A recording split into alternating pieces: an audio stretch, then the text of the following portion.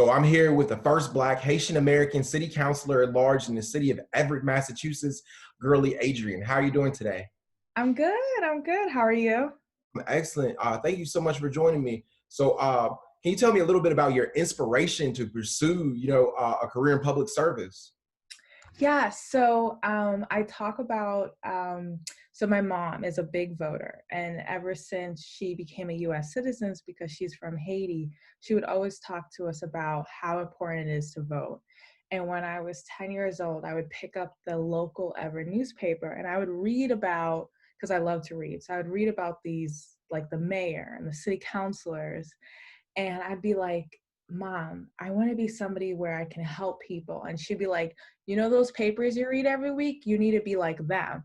And so ever since then, I said that's what I wanted to do. And so it's amazing for me to come back to Everett, my hometown, and run for office at 31. So now I'm 31. But it's just the inspiration just came from helping people. Like I wanted to really solve like everyday problems for average families, for low income families. I wanted us to just have a different type of government that not only just served one group, but just served everybody. So that was really my inspiration. And that's amazing. You've experienced, though, an inordinate amount of pushback from your colleagues, even as you attempt to speak in the time allotted to you. You think there's some resentment amongst your peers because you received the highest number of votes in the 2019 election? Yes, I think you got it right. I think that's the first issue that they have, right? Like, you know, I grew up here in Everett, but they like to discount that. They say that I did not grow up here, even though I did, because I'm not Italian or Irish, or there's not three generations that was here, which I was told. And so for me to be the top vote getter for the at-large race was such an amazing accomplishment. I think everybody was shocked. Like I beat somebody who was number one for 10 plus years. I beat a former mayor who I serve right now on the council. Like we beat out two incumbents. So that like two incumbents lost their seats. So it was an amazing accomplishment. And I think that's the first reason why my colleagues are not a fan of me, because they're seeing the shift of power. Like if this young Black woman who represents a huge demographic in the city of Everett can come in and take off our seat away, what does that mean? Do we lose our jobs? Do we lose our contracts? Do we lose our funds that we've been relying on? So it scares them. The older white council members, they've time and time again, they've tried to silence you and ask you to be less aggressive in tone and tactics of shining a light on systemic oppression of non-majority voices. Do you feel it's more of a generation gap or a problem with racism from your fellow council members? So first of all, my counselor colleagues don't know what racism is. And I have had that conversation with them. They first tried to tell me there was no racism that exists in the city of Everett. And then when I try to give them examples or residents and their stories, they try to dismiss it. So they don't know what it is. And then B, they don't even want to know what it is either, which is sad. And so it's like I can't even get over that first step hurdle. I do think how some of my colleagues, some of it is racism. Like they do treat me differently amongst everybody else. Like I get called out, I don't get same services or treatment. And you know, we can talk about discrimination, but when it comes down to it, I'm the only Black person. I've only been the only Black person that they've served with. This is something new for them. And they like to say that I'm too aggressive, or I need to tone it down, but if, you know, Ryan, if you ever got to meet me, like you would see that I'm the most sweetest, soft. I'm very shy. I don't curse. Like I don't yell like that. Like, so whenever they use these terms for me, I'm like, huh? But yeah. And you seem really kind and agreeing to do the Zoom interview. I definitely appreciate it. And Everett, Yeah. has been designated a hotspot for COVID-19 cases, and Yeah. they're currently at a high rate of risk with like a 4.3 positivity rate. Right. I guess you live with your father, who is more susceptible to COVID-19 due to having diabetes, according to the Boston Globe. Uh, Yeah. Councilor Peter A. Napolitano has suggested that you reconsider your membership on the council, saying four or five members in the chamber over 60. That Everett Independent quoted Napolitano as saying most have health issues, and we're here. I respect the councilor's health concerns, but if you aren't able to do the job, don't take the assignment. We all have health issues. I have high blood pressure.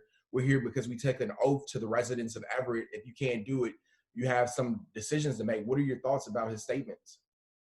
um, I there are a lot of city councilors in other cities who are hosting Zoom meetings, or they're allowing their colleagues to make that decision if they want to come in person or if they want to be on Zoom. Um, I think for me, Ryan, what was the most shocking was that I have colleagues this year who have missed way more meetings than me. I've missed one legislative affairs meeting, I believe. That's it. Not even a city council meeting. I have not missed any meetings. I have colleagues who have probably missed 5 city council meetings and other meetings as well.